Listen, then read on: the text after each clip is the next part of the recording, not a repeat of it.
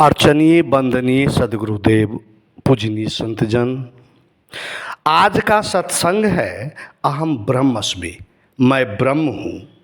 तो हमें बोध नहीं क्यों होता कि मैं ब्रह्म हूँ? हमें ब्रह्म होने का बोध क्यों नहीं हो रहा? देखो, अथाह जल में जल का बुलबुला बन गया हो और बुलबुला अपने को जल से अलग मान बैठे तो दोष किसका है, जल का या बुलबुला का? सागर में लहर उठती है, लहर अपने को सागर से अलग मान बैठे तो दोष किसका है, सागर का या सागर के लहर का? सागर में बना लहर सागर का अंश भी नहीं है, सागर से अलग है कहाँ?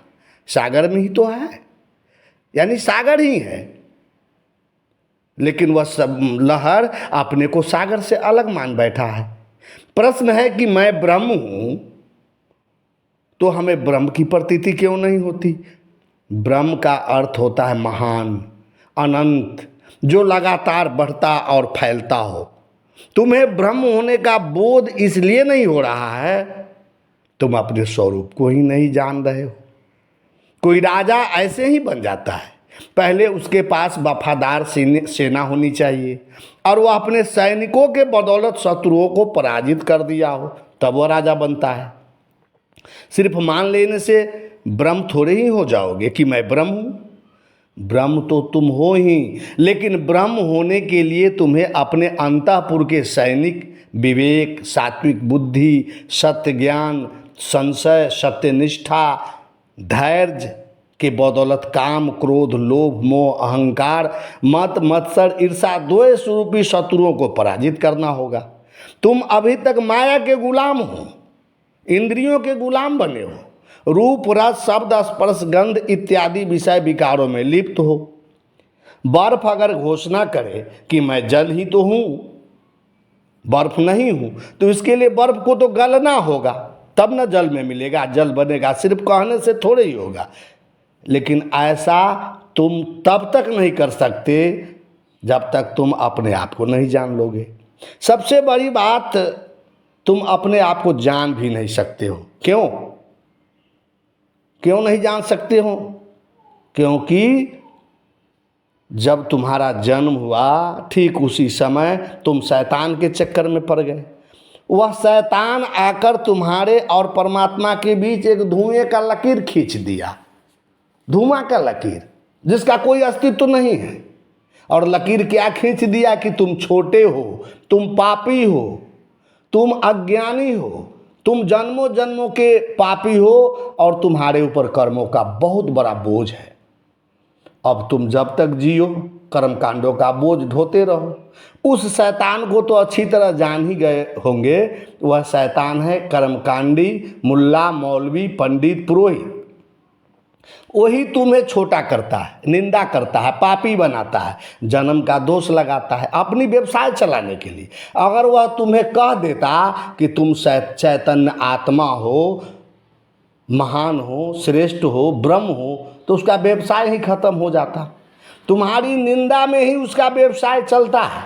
अगर तुम्हें पता हो जाए कि मैं ब्रह्म हूँ, तो तुम्हें न मंदिर की ज़रूरत होगी और न मस्जिद की ज़रूरत होगी, न गुरुद्वारे की ज़रूरत होगी, न गिरजाघर की ज़रूरत होगी। सब मंदिर, मस्जिद, गुरुद्वारा तो ऋषियों ने ब्रह्म को ही जानने के लिए बनाया था, प्रतीक के रूप में। लेकिन शैतान लोग आकर अपना रोजगार खड़ा कर दिया।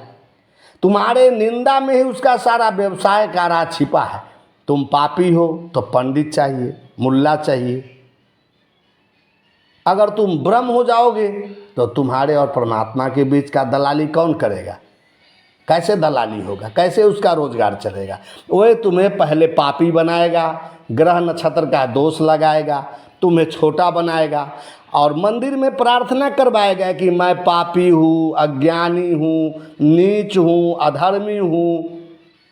यानी पहले बीमारी तुम्हारे भीतर पैदा करेगा, बिल्कुल झूठ की बीमारी, बिल्कुल भ्रम की बीमारी। फिर झूठ को उपचार भी तो झूठ से ही करेगा।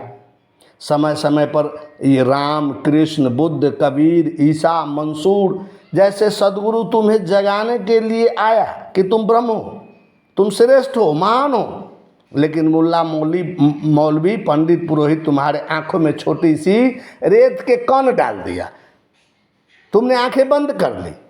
तुम्हारे ज्ञान का हरण जन्म के समय से ही वह कर दिया। तुमने राम कृष्ण कबीर बुद्ध महावीर आदि शंकराचार्य गोस्वामी जी जैसे सदगुरु पर विश्वास नहीं किया। जो किया सो जाग गया, अपना कल्याण कर लिया। प्राचीन समय में ही उद्दालक ऋषि कहा था, अहम ब्रह्मस्मि, मैं ब्रह्म हूँ, तत्त्वमसि, तुम वही हो। आचार्य शंकराचार्य का उद्घोष कौन नहीं सुना होगा। ब्रह्म सत्यं जगत मिथ्या जीवो ब्रह्मैव ना पर, ब्रह्म सत्य है, जगत मिथ्या है और जीव ही ब्रह्म है। मंसूर कहा अनहलक, मैं ब्रह्म हूँ, मौलवी मुल्लाओं ने उसे मरवा डाला। संत कबीर ने कहा, जहिया कीर्तम न हता धरती हता न नीर उत्पत्ति पर लय न हता, तब की कहे कबीर। तो पंडितों और मुल्लाओं ने मिलकर सिकंदर लोदी के यहाँ गलत पाठ पढ़ाकर कबीर को मरवाने का बहुत उपाय किया। संत कबीर बीजक ग्रंथ में कहते हैं, जब हम रहल नहीं कोई, हमरे माही रहल सब कोई। वही ब्रह्म, वही परम तत्व मैं हूँ, सारा संसार मेरा ही प्रतिबिंब है। तो कबीर को मरवाने के लिए भरसक बहुत उपाय किया। कहा गया कि 52 कसने सिकंदर लोदी ने कसा। गीता की पुस्तक अगर आप लोग न पढ़े होंगे, टीवी पर महाभारत सीरियल तो जरूर देखे होंगे। श्री कृष्ण कितने सरल और स्पष्ट शब्दों में बतलाते हैं, ईश्वर सर्वभूतानां हृदय से अर्जुन तिष्ठति, ईश्वर सभी प्राणियों के हृदय में स्थित आत्मा है। यहाँ तक श्री कृष्ण जी कह देते हैं, सर्वधर्मान परित्यज्य माम एकम शरणं व्रज, तू सभी धर्मों को छोड़, तू अपनी स्वयं की शरण में जा। स्वयं का अर्थ स्वरूप आत्मा ही है। कहने का भाव है तू आत्मा है, ब्रह्म है, उसी के शरण में जा। प्रश्न था कि मैं ब्रह्म हूँ तो हमें ब्रह्म होने का बोध क्यों नहीं होता, कैसे होगा?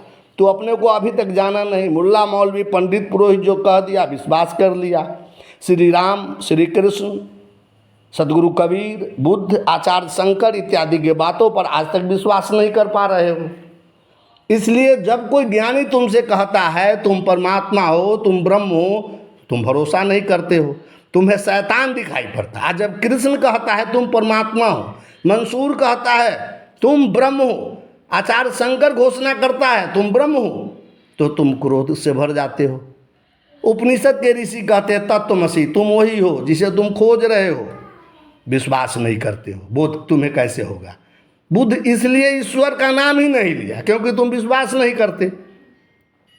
संत कबीर बड़ा ही सुंदर सूत्र दिया, अबधू गगन मंडल घर कीजय, अमृत झरय सदा सुख उपजय, बंक नाल रस पीजय, अबधू गगन मंडल घर कीजय, मूल बांधी सर गगन समाना, सुखमन योतन लागी, काम क्रोध दो भया पलीता, तहाँ जोगन जागी, मनमा जाई दरिबे बैठा, मगन भया रस लागा, कहे कबीर जी संशय नाही, शब्द अनाहत बागा। संत कबीर दास जी यह पद अवधूतों से कहते कि हे अवधू, गगन मंडल में अपना घर बना लो। गगन कहते हैं आकाश को, आकाश में ही सब कुछ चांद तारे सूरज पृथ्वी पहाड़ नदियाँ पेड़ पौधे बनते हैं और मिट जाते हैं, लेकिन आकाश ज्यों का त्यों बना रहता है, कभी नहीं मिटता। गगन कैसा है? तो शून्य, परम शून्य, शांति, बिल्कुल मौन। इसलिए ज्ञानियों ने कहा कि ब्रह्म की परिभाषा शून्य है। ज्ञानियों ने ब्रह्म की परिभाषा से शून्य से की, बुद्ध ने उसी को निर्वाण कहा। वह गगन मंडल है, हमारा सहस्रार चक्र, हमारा शरीर 7 तल्ला का और अंतिम तल्ला सहस्रार चक्र। कबीर कहते वहीं बस जाओ, वहीं प्रीतम बसते हैं। वहाँ बसने से क्या मिलेगा? तो अमृत झरय सदा सुख उपजय, बंक नाल रस पीजय, वहाँ सुख ही सुख मिलता, सदैव अमृत बरसता, अलौकिक आनंद की वर्षा होती। जोगी बंकनाल अर्थात ईरा और पिंगला के बीच सुखमना की तेरी नारी से ब्रह्मानंद रूपी रस का पान करते। मूल बांधी सर गगन समाना, सुखमन यो तन लागी, आ काम क्रोध दो भया पलीता, जहाँ जोगनी जागी। मूल बंध अर्थात मूलाधार को बांध कर प्राण वायु ऊपर उठाकर आकाश तत्व शून्य में समा जाओ, तब सुखमना नारी सक्रिय होकर शरीर में योग ऊर्जा यानी ब्रह्म होने की ऊर्जा, काम क्रोध जलकर नष्ट हो जाएगा। इसके बाद भीतर की आत्म चेतना जागृत हो जाएगी।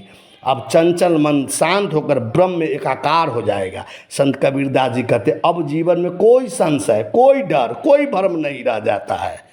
भीतर अनहद की बांग होने लगती और जीवात्मा मिटकर परमात्मा हो जाता, जीव ब्रह्म हो जाता। जीव तो मूल रूप में ब्रह्म ही है, जीव होने का भ्रम मिट जाता।